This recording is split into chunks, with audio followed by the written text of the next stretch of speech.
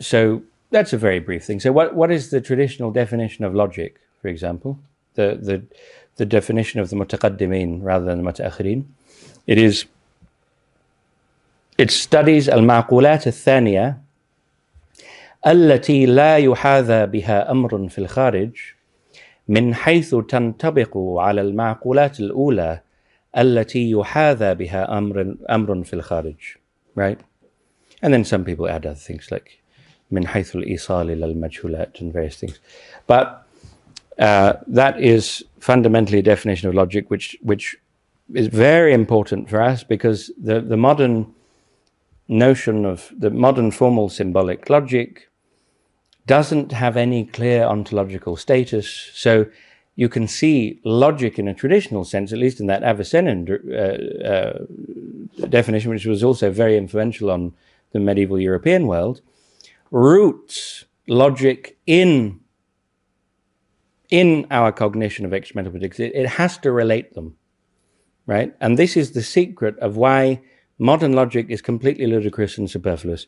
If you want to look like you're really clever, you do your special academic study of some sort of Muslim tradition, and then in the back you do all the formal symbolic notation of what they did, because it shows that they almost managed to get to our great sophistication. You can put it in, there's relational syllogisms there, but they don't quite have the full breadth of our great sophistication. All symbolic can you learn symbolic logic without any natural language? No. So throw it out then, because you're always going to have to translate it back into natural language anyway.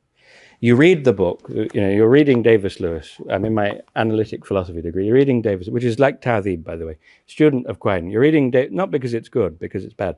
So you're reading David Lewis, and then he's like saying something really inane and pointless, and then he says all this symbolic notation, and it's like, oh, this is the mystical moment of when we go to the science of modernity.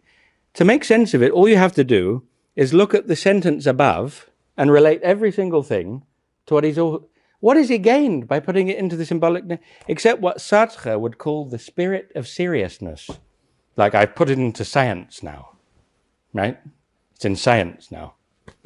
These objective relations, which have no ontological status, and I have no idea if they're objective or not. So anyway, that's a little rant about modern logic. So